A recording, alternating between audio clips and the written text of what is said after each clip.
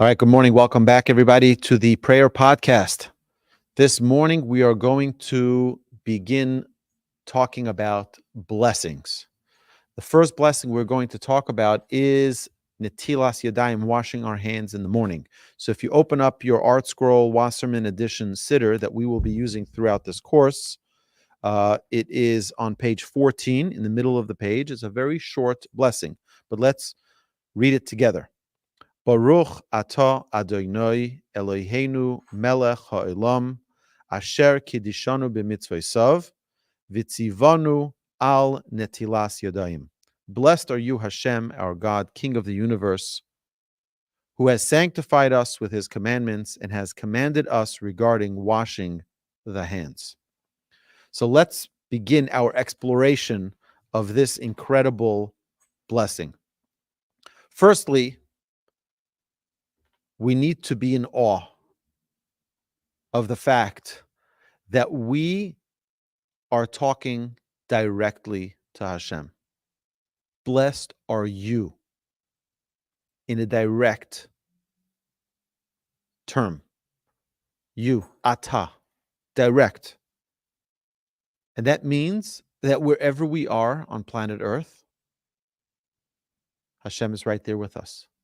It's a reminder wherever you go, wherever a Jew may be, on all four corners of the world, Hashem is there with us. But we start off with Baruch. What does Baruch means? It means to bless. God is the source of all blessings. And we need to recognize that every time we recite a blessing, what we're identifying, what we're giving testimony to, is that Hashem is the source of all blessing. All blessings that we have, all blessings that we desire, we're recognizing that Hashem is that source of blessing. So we say Baruch, we're referring to God as the blessed one. Why? Because everything that can be called a blessing is within Hashem and Hashem's ability. Hashem is capable of everything, which is the next thing, which is when we say Hashem's name, Baruch Atah, in a direct term, we say Hashem, Adon Kol. Hashem is the master of everything. Hashem is the master. There's the master of all. Anything that you can possibly imagine, Hashem can do. Anything that you can possibly need, Hashem can bring you. And that's just from the first three words. Just from the first three words of this blessing, which is, by the way, the beginning of all blessings, is Baruch Atah Hashem. If we recognize that God is the master of all blessings, He's the source of all blessings. We talk to Hashem in a direct atah, direct form with Hashem, and Adon Kol, Hashem is the master of everything. Elokeinu melech ha'olam. We're going to get into this more in detail. We're going to spend an entire class talking about these 10 words of the blessing, the introductory words of every blessing. Baruch atah Hashem, Elokeinu melech ha'olam, our God, King of the universe, asher kidishanu b'mitzvosav, who sanctified us with his commandments, v'tzivanu, and commanded us, which is a general thing. Hashem sanctified us with all of his commandments, but then gave us a specific commandment of washing our hands. Asher kidishanu b'mitzvosav, very, very interesting. We know that we are saying here that God sanctified us with his commandments. But if we look in the 613 commandments, washing our hands is not one of them. In fact, this is one of the 7 commandments that were established by our sages. What are those 7 mitzvahs? Number 1 is the recitation of Hallel. Yesterday was Rosh Chodesh. We recited Hallel. Every Rosh Chodesh we recite Hallel. On the festivals, on Pesach, Shavuot, and Sukkot, we recite the Hallel, sometimes the full, complete Hallel, sometimes the partial Hallel. We have on many occasions, or all of Hanukkah, we recite the Hallel. Hanukkah itself is a rabbinic festival. That's one of the 7 rabbinic decrees. Hearing the Megillah is a rabbinic commandment. Lighting Shabbos candles, rabbinic commandment. Reciting blessings is a rabbinic commandment. Eruvin, putting together an eruv that combines the community into one domain on Shabbos so that we can carry from one domain to the other, is rabbinic. And finally, the seventh is washing our hands. So why are we saying Asher Kiddishanu b'mitzvosa v'tzivanu, that God sanctified us with His commandments and commanded us to wash our hands? It wasn't God who made this commandment. It was the rabbis who made this commandment. Sages tell us in Deuteronomy, one of the commandments that are given to us is that the sages have the ability to institute commandments. Now, the rabbis don't just pull out of a hat a commandment. The commandment is very well sourced. The commandment is very well already, embedded into the Torah. Now, we may not know where it's embedded. The sages do. But let's go into the washing of the hands. Washing of the hands, we see this is not a simple thing. We see that the Kohen, before he was able to eat the truma, the sanctified foods, he had to wash his hands. Before he went to serve in the temple, had to wash his hands. We see that anything having to do with holiness always required the washing of hands. Before a Kohen blesses the congregation, they had to wash their hands. So we see that washing hands is not something which is a new concept. But before eating bread, the commandment to wash our hands is rabbinic in nature. Waking up in the morning and washing our hands before we start our day, before reciting a blessing, before saying Hashem's name, is rabbinic in nature.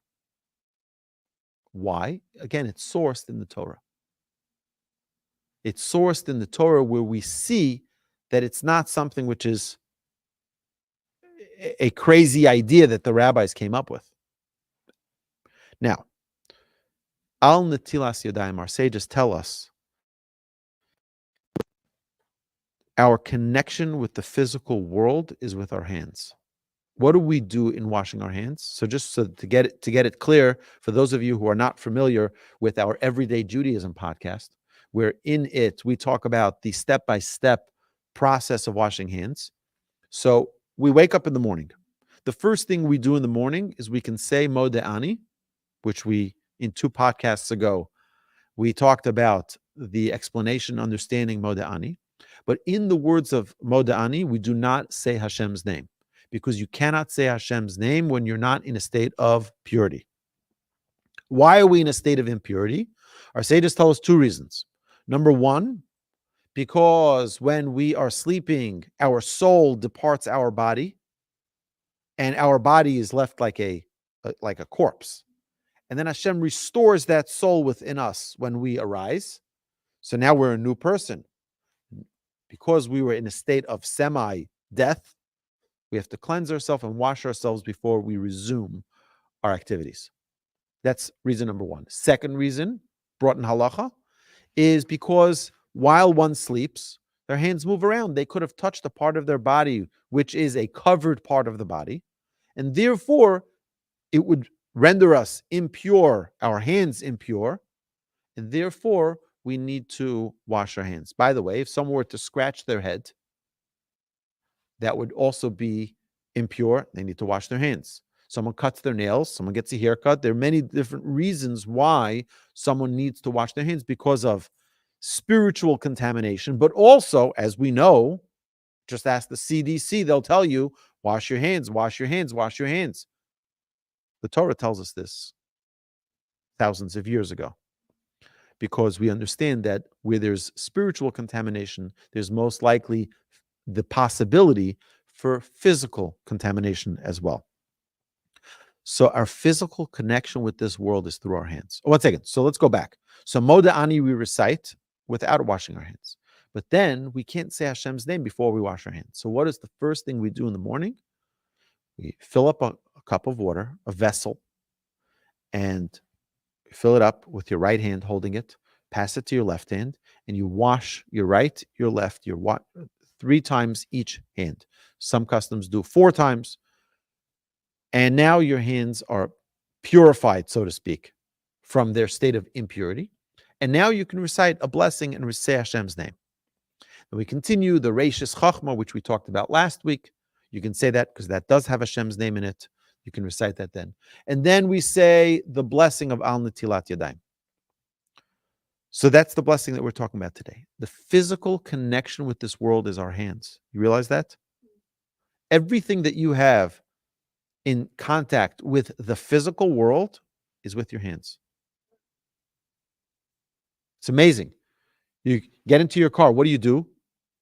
You open the door handle with your hand. You start your engine with your hand. Every connection with the physical world is with our hands. How do you eat?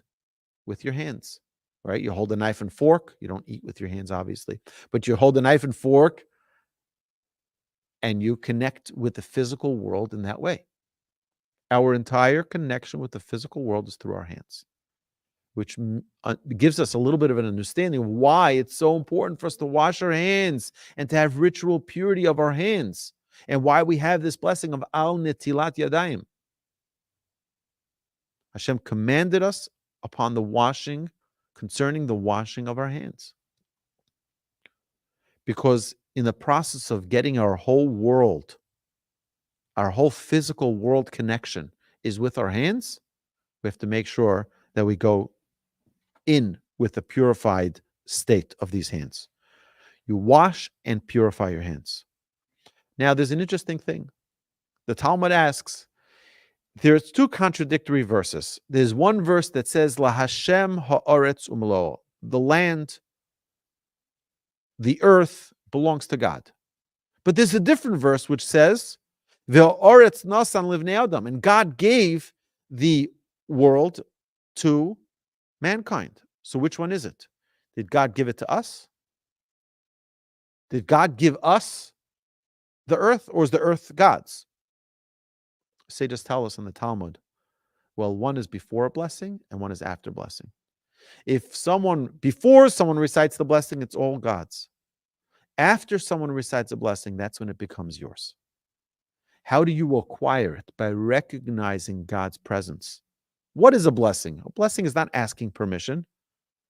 A blessing is recognizing God's dominion, God's rulership, God's creation of this world.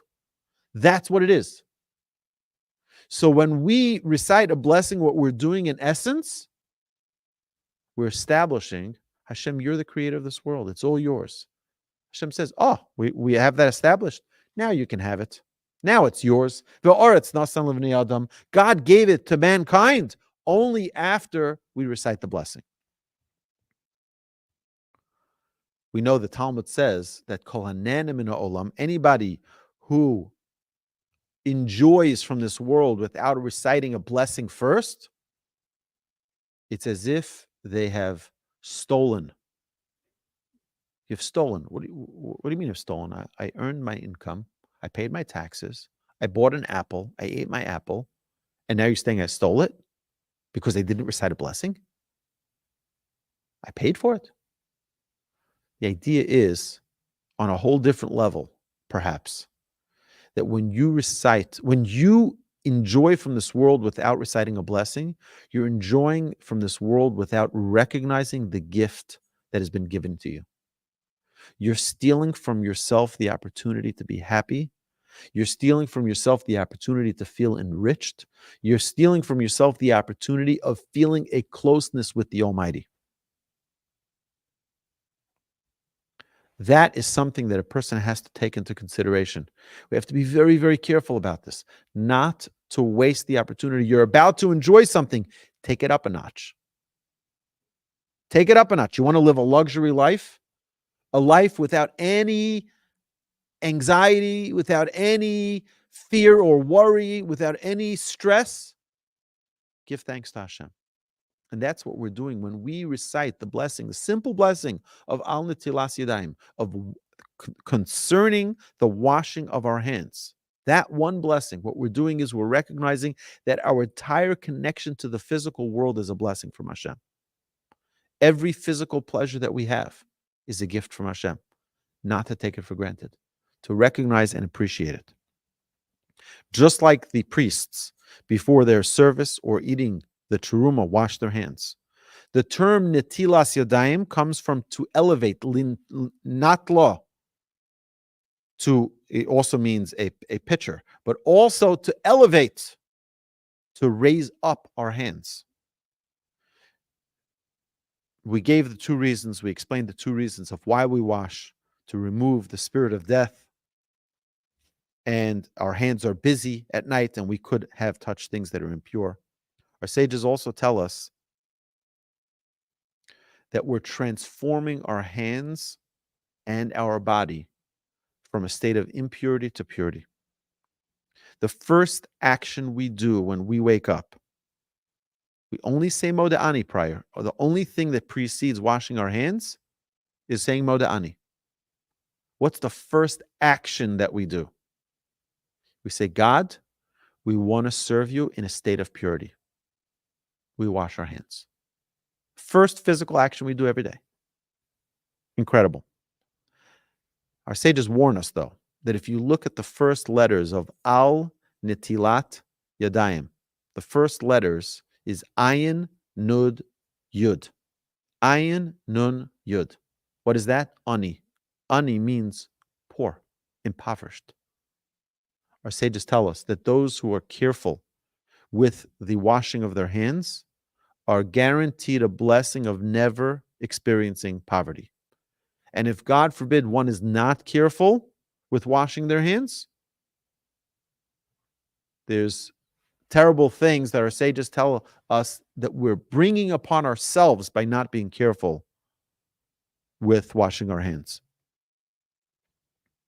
We elevate our hands. We say, Se'u Yidechem Kodesh. We elevate our hands because we're elevating them from a state of impurity to a state of purity, of holiness. We say a bracha after performing the mitzvah. Usually we say the blessing before performing the mitzvah, right? Before we shake the lulav, we recite the blessing, then we shake the lulav. Every mitzvah we do, before we put on tefillin, we recite the blessing, then we put on the tefillin. We recite the blessing on our talis or our tzitzis, and then we do the mitzvah. Every mitzvah we do that, except for, there are a couple of few exceptions. One of them is washing our hands. We wash our hands, and then we recite the blessing. Sages tell us because you don't want to recite a blessing when you're in a state of impurity. Because you're getting into a state of purity only after you wash your hands, therefore you recite the blessing only then. But we have to understand that washing our hands is not only from dirt. We know that when our hands are dirty, we wash them. When we wash our hands before we eat bread and we recite the same blessing of Al Netilat Yadayim, it's not only because our hands are impure. It's not only because our hands are physically dirty, but because they're spiritually dirty.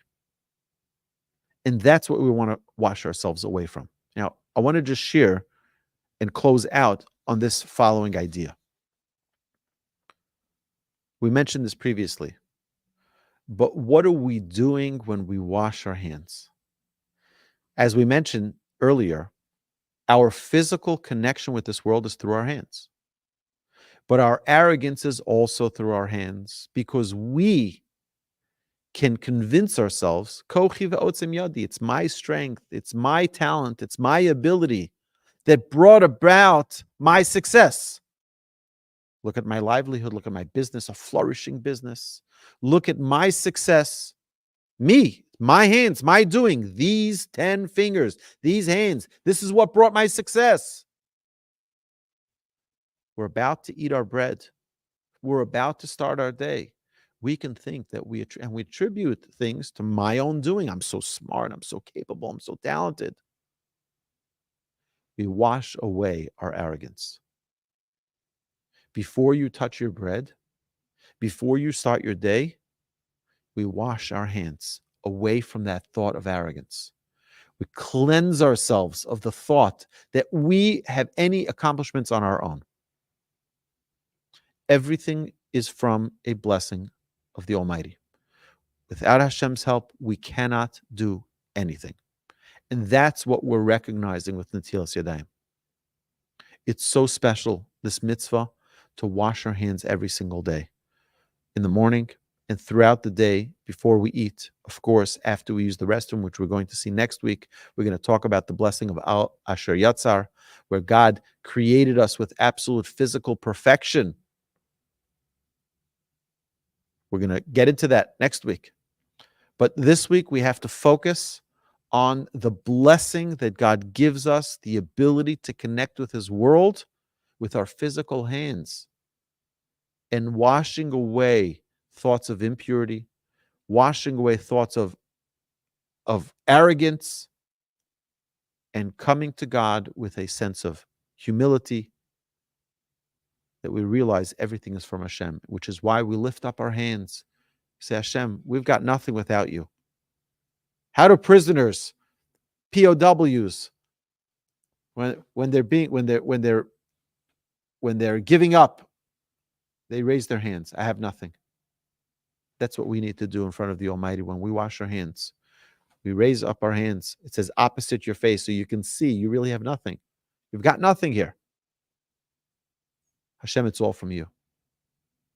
Everything that we do have, we have to give thanks to Hashem. My dear friends, let's work on this week. Work on our prayer. Work on recognizing each blessing as we go week by week. God willing, we'll have the opportunity to focus on each blessing one at a time. Have a magnificent week.